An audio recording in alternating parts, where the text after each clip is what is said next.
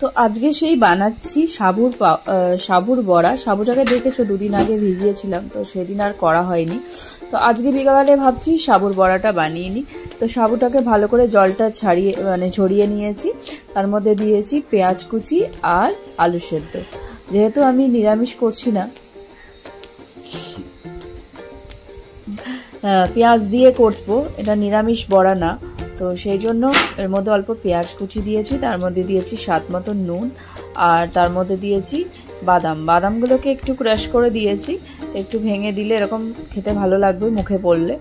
তো সেটা দিয়ে এবার ভালো করে এটাকে মেখে নেব। এর মধ্যে দেবো অল্প একটু চিলি ফ্লেক্স। তো কাঁচা লঙ্কা দিলাম না, একটু কাঁচা লঙ্কা চাইলেও দিতে পারি, তো সেটা দিইনি।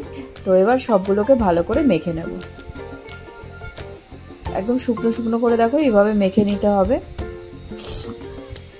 বুঝতেই পারছো আমার গলার আওয়াজটা একদমই ভালো নেই, ঠান্ডা লেগেছে এত, তো ঠিক মতন করে কথা বলতে পারছি না। যাই হোক, আমার এটা মাখা হয়ে গেছে। তো এক সাইডে বসিয়ে দিয়েছি ফ্রাই প্যান। তো ফ্রাই প্যানে দিয়েছি অল্প একটু তেল। এটা ভালো করে গরম হলেই তারপরে এই বড়াগুলো আমি এর মধ্যে দিয়ে দেবো। দেখো ছোটো ছোটো গোল গোল করে এরকমভাবে দিতে পারো, বা ডিপ ফ্রাইও করতে পারো। আমি ডিপ ফ্রাই করলাম না, অল্প তেলের মধ্যেই ফ্রাই করছি। তো এগুলো এমনি খেতেও ভালো হয়। এগুলো যেদিন উপোস করবে সেই উপোসের সময়ও এগুলো খাওয়া যায়, তখন পেঁয়াজ দেওয়া যায় না। তো পেঁয়াজ ছাড়া এমনি বানালেও ভালো হয়।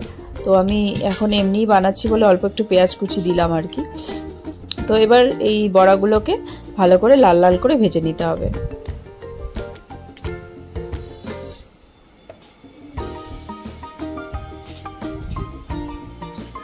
তোমার লাল করে ভাজা হয়ে গেছে, দেখো আমি তুলে নিয়েছি।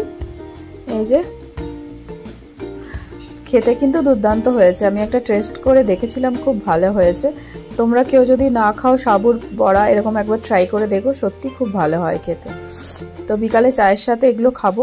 তো আমি এটা খেয়ে দেখছি, খুব ভালো হয়েছে। তোমরা অবশ্যই এই রেসিপিটা একবার ট্রাই করো, আশা করি তোমাদের ভালো লাগবে।